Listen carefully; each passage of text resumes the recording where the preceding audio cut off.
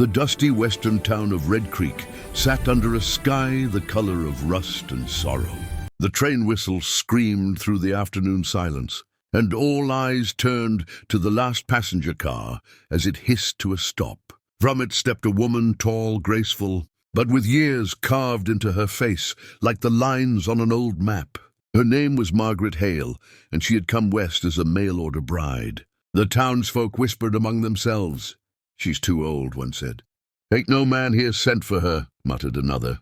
Margaret's heart trembled, but she stood straight, clutching her small suitcase like it held her last breath of courage. She had sold everything she owned to come. Here, every last penny for the promise of a husband who would never come. The crowd that had gathered to meet the train slowly drifted away, each man returning to his chores or to the saloon, where whiskey and laughter would wash away their curiosity. Margaret stayed behind on the wooden platform, her hope fading with the sun. The paper in her hand crinkled, a letter she'd received from a man named James Porter, promising her love a home and a chance to start over. But as the last bit of light vanished, so did the realization. James Porter was gone, likely never real at all.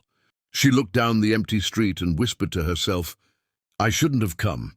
Just as she turned to step back onto the train that would soon head east again, a tiny voice called out behind her, "Mama!"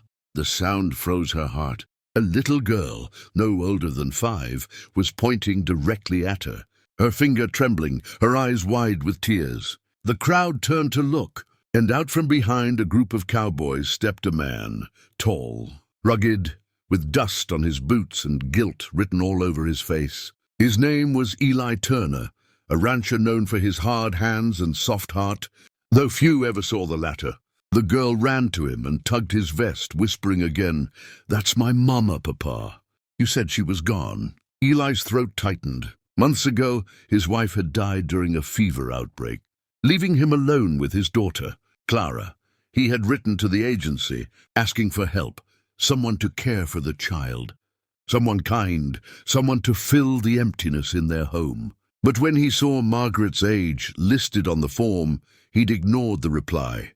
Too old, he'd thought. Too tired. I need someone young who can keep up. Yet now, standing before him, she looked anything but weak. There was fire in her eyes, sorrow in her heart, and a gentleness that silenced even the gossiping crowd. Margaret stared at the girl in disbelief. "I'm sorry, little one," she said softly. "You must be mistaken." But Clara shook her head fiercely. "No, you're my mama. You look like her in my dreams. Papa said God might send us someone to love us." Again!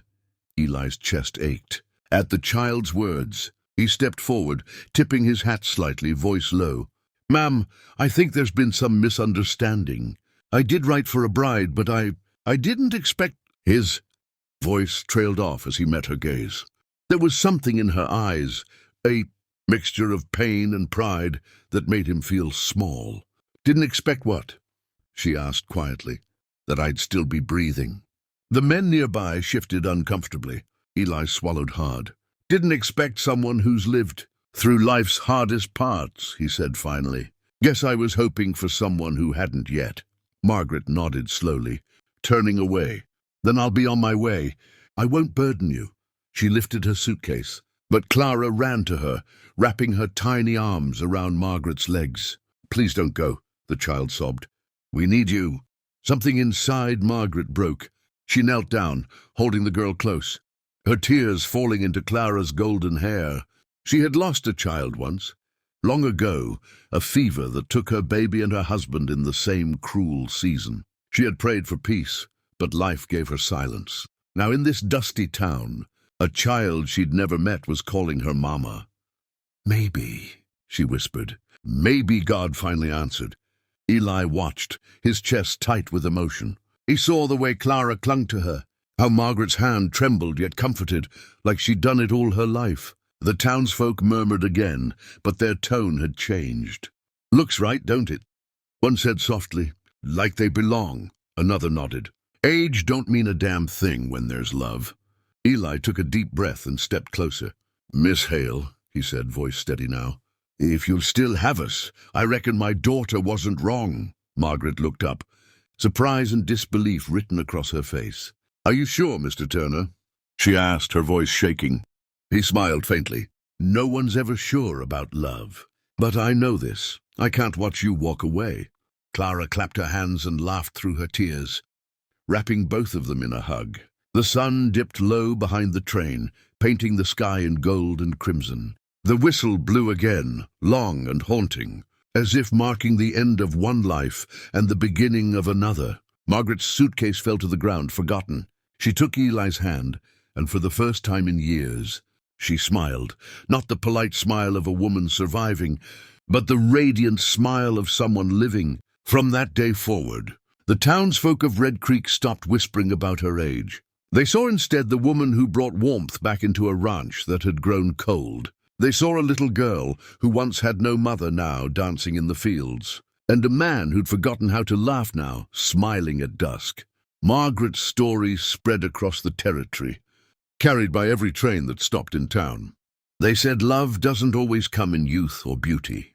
It comes when two broken hearts are brave enough to mend each other. As the story closes, imagine standing at that dusty train station, watching a family walk home under the setting sun. Remember this, sometimes the second chance you're afraid to take is the one that saves your life.